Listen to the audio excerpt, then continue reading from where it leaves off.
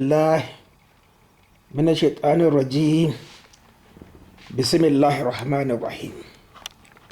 My brothers, listen to this very interesting hadith. It is important for you to listen to it and then think deeply on its meaning and implications as against what your white scholars and some black scholars are explaining to you about the life in this world and the life in the hereafter. The hadith is narrated by in Imam Ahmed Musnad from Yusuf ibn Mihran and Ibn Abbas. لما نزلت آية الدين قال رسول الله صلى الله عليه وسلم إن أول من جهد آدم عليه الصلاة والسلام قالها 3 مرات إن الله لما خلق آدم عليه الصلاة والسلام مسح ظهره فأخرج منه ما هو زاري إلى يوم القيامة فجعل يعرضهم عليه فرأى فيهم رجل يزهر فقال أي رب أي بني هذا قال هذا ابنك داود قال أي رب كم عمره قال 60 سنة قال أي رب زد في عمره قال لا إلا أن تزيده أنت من عمرك فكان عمر آدم 1000 عام فوهب له من عمره 40 عاما فكتب الله عز وجل عليه كتابا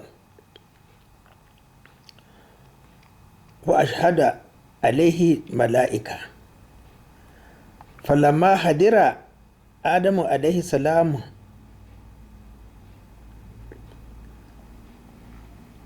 أتته الملائكة ليقبض روحه فقال إنه لم يحضر أجلي قد بقي من عمري 40 سنة فقالوا إنك قد وهبتها لابنك داود قال ما فعلت ولا وهبت له شيئا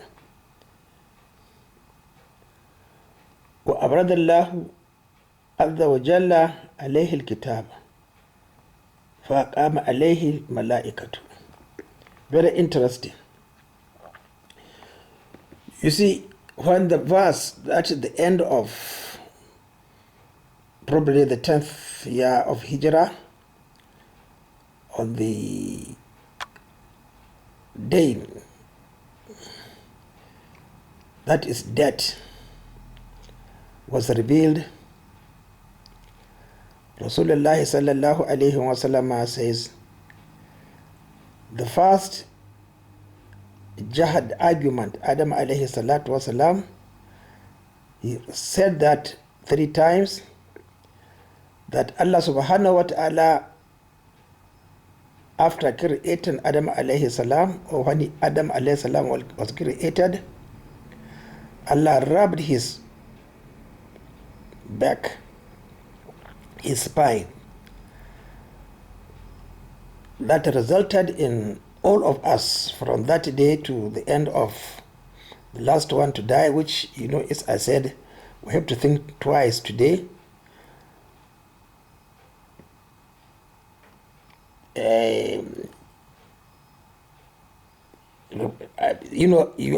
يعرضه عليه يعرضهم عليه, keeps on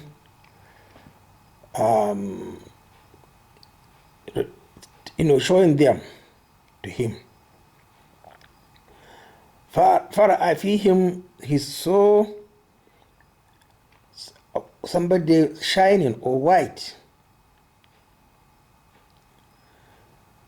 Then he asked, who is this son of mine? He said, this is your son Dawood.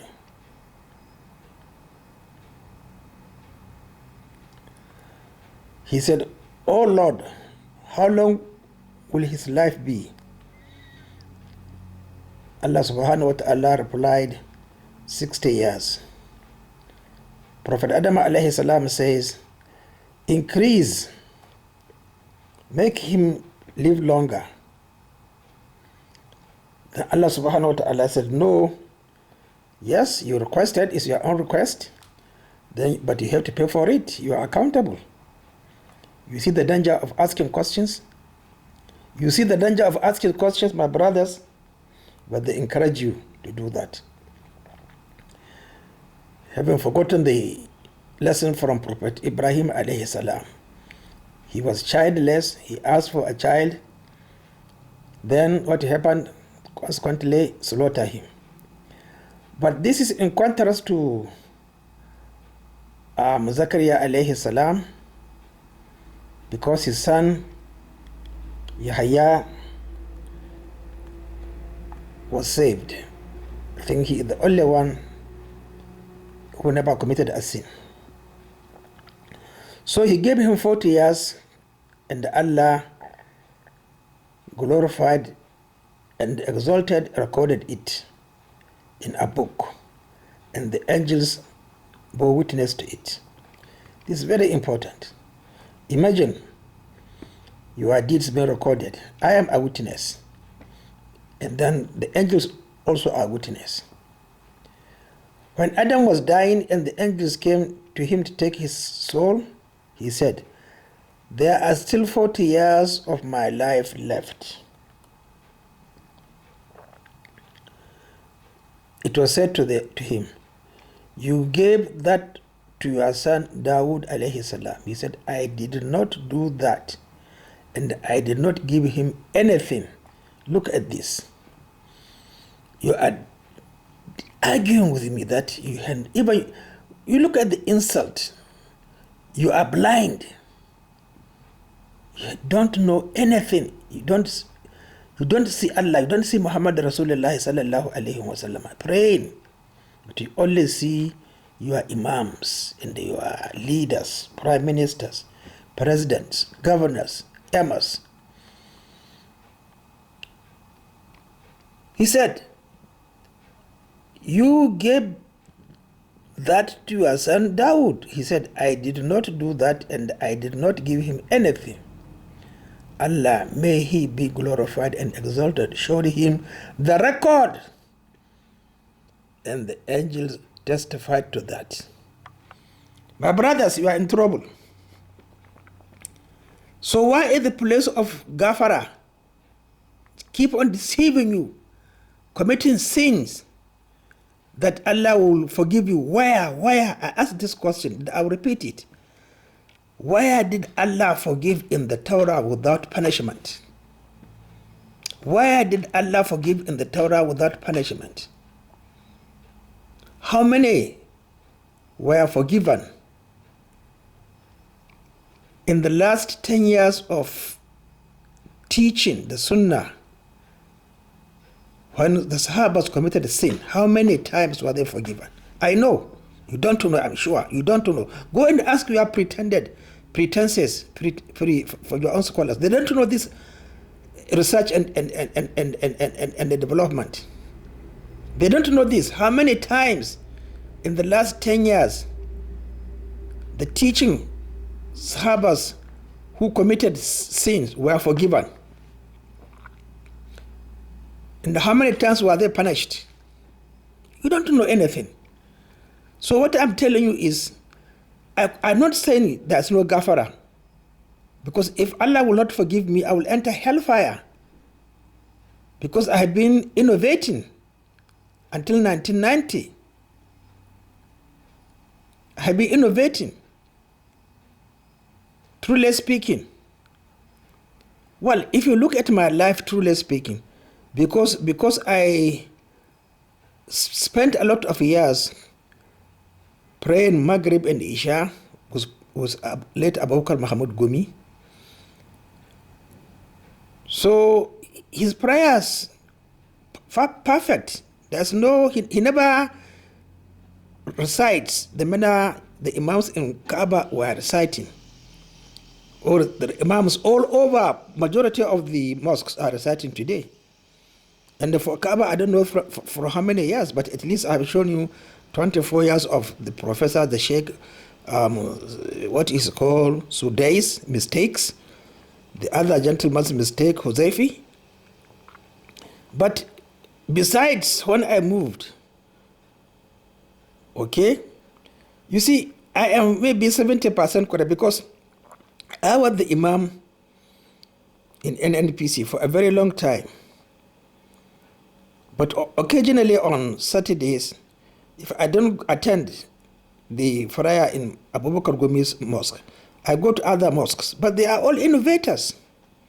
They innovate. They don't read. They don't follow the system, the rules and the regulations of observing obligatory prayers. So you see, I am also involved. So, but I'm not saying Allah must forgive me. But the forgiveness is you read on your own and understand it and throw away everybody. But you don't do that, my brothers.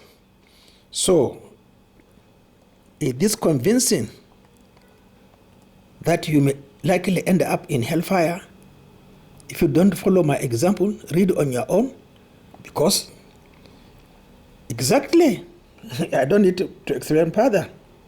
Assalamu alaikum.